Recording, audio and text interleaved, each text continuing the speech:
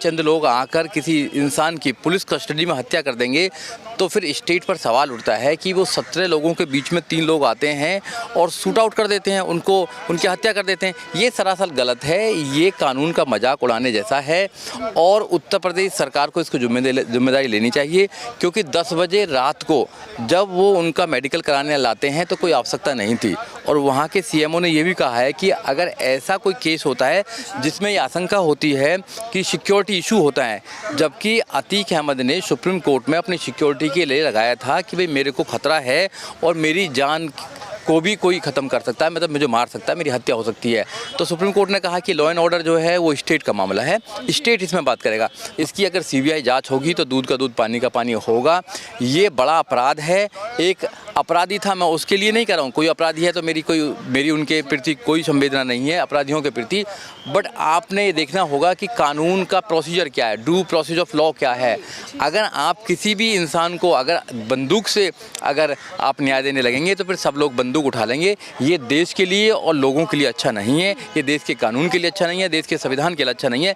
इसलिए इन चीज़ों की हमको निंदा करनी चाहिए और ये सरासर गलत है। अगर सही इसकी जांच हो तो इसके पीछे कौन मास्टरमाइंड है। जो 3 लड़के थे अपराधी किस्म के लड़कियां, उनके पास में वो जो हथियार हैं, इतने महंगे हथियार कहाँ से आए, तो ये सवाल उठता है। ये सवाल तो बिल्कुल उठता ही उठता है। जी सर देखिए, अपराधियों को सज़ा देना या उसका खात्मा करना एक अलग बात है, लेकिन सवाल ये उठता है कि पुलिस कस्टडी में जब एक भारी संख्या में सुरक्षा बल वहाँ पर मौजूद हो, तब इस तरीके के हादसों को माफ़ कीजिएगा, जब इस तरीके की चीज़ों को अंजाम दिया जाता है, तब सवाल सबसे पहले किस पर उठता है? तब कटघरे में कौन खड़ा हो? सरकार सबसे पहले कटघरे में आती है कि जो जितना भी लॉ एंड ऑर्डर है वो सरकार का ये जिम्मेदारी है, सरकार की ड्यूटी है, उत्तर प्रदेश सरकार की ड्यूटी है।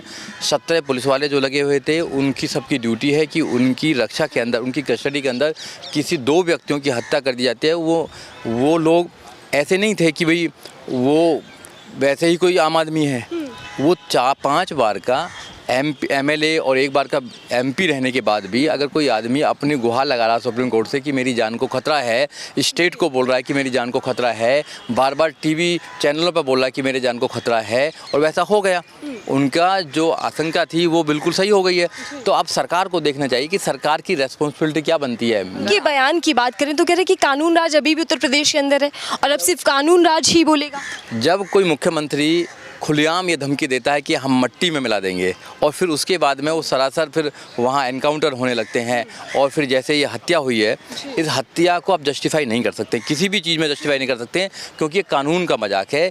इसमें 2 हत्या हुई हैं, एक तो उन लोगों की हत्या हुई है, दूसरा कानून की भी हत्या हुई है, क्योंकि कानून ये किसी को परमिशन नहीं देता कि आप किसी को पुलिस रक्षा में या वैसे भी किसी को आप मार देंगे, क्योंकि फिर तो गुंडों का राज हो जाएगा। और ऐसे कहते हैं कि गुंडे हैं, एक गुंडे को मार के दूसरे गुंडे को पैदा करना, ये भी तो गलत है ना। क्या माफियाओं का अंजाम या अंत इसी तरीके से किया जाएगा? नहीं, ये बिल्कुल सरासर गलत है। कोर्ट कचहरी के माध्यम से सबका होना चाहिए, क्योंकि आज भी गरीब आदमी, जो आम आदमी है, वो न्याय पर विश्वास करता है, न्यायालयों पर विश्वास करता है। अगर ऐसे ही चलता रहा तो लोगों का न्याय के प्रति और न्यायालय के प्रति जो विश्वास है वो कम हो जाएगा, और ये एक अच्छे देश के लिए बिल्कुल भी सही नहीं है, डेमोक्रेसी के लिए बिल्कुल सही नहीं है। हमारा जो देश है वो डेमोक्रेसी, अच्छी डेमोक्रेसी का देश है। हमारा देश संविधान से चलता है, कानून से चलता है, रूल ऑफ लॉ से चलता है। तो जब रूल ऑफ लॉ से कोई देश चलता है और ऐसे फिर बंदूक के माध्यम से आप अगर न्याय देने की बात करेंगे तो ये सरासर गलत है। इससे गलत मैसेज जाता है। आपकी पुलिस के बीच में, पुलिस की कस्टडी के बीच में 3 लोग आकर गोली मार देते हैं, तो कहीं ना कहीं ये जांच का विषय है। इसकी सही इन्वेस्टिगेशन होनी चाहिए, सीबीआई जांच होनी चाहिए। कौन नेता, कौन अधिकारी इसके पीछे, सब दूध का दूध पानी का पानी। कह रहे हैं कि तीनों अपराधियों को 4 दिन के रिमांड पर भेज दिया गया है और 100 से अधिक सवालों को बनाया गया, जो सवाल उनसे पूछताछ में किए जाएंगे। तो क्या लग रहा है कि क्या सवाल हो सकते हैं और किस तरीके से उनको रिमांड में लिया जाएगा? देखिए, अपनी जो आईओ होगा उसकी एक इन्वेस्टिगेशन होगी, इन्वेस्टिगेशन ऑफ लाइन होती है, उस पर क्या सवाल पूछेंगे क्या नहीं पूछेंगे, वो तो इन्वेस्टिगेशन का मामला है। मैं चाहता हूँ आपके चैनल के माध्यम से कि सुप्रीम कोर्ट को संज्ञान लेना चाहिए। सुप्रीम कोर्ट को ऐसी, ये छोटी मोटी घटना नहीं है, बहुत बड़ी घटना है। चाहे कोई अपराधी हो चाहे कोई भी हो, मगर जो उनका कत्ल करने का तरीका है, उनका जो कत्ल हुआ है वो सरासर गलत है, बिल्कुल गलत है, हम कंडेम करते हैं।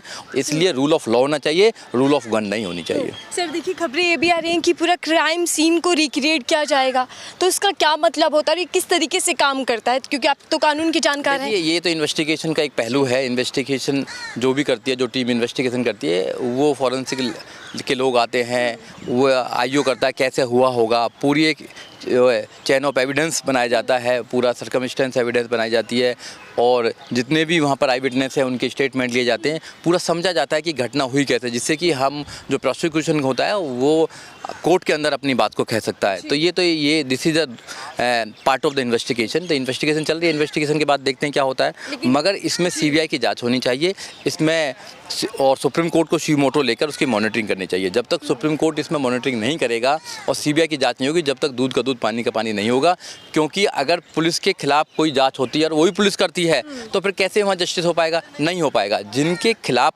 अपराध है, जो उन्होंने अपराध किया है, जो उसमें इन्वॉल्व हैं अपराध के अंदर, अगर वही लोग, उनके साथी ही लोग अगर इन्वेस्टिगेशन करेंगे तो ये उम्मीद नहीं है कि सही फेयर वहाँ पे वो हो पाएगी, इन्वेस्टिगेशन हो पाएगी। बहुत बहुत धन्यवाद हमसे बातचीत करने के लिए।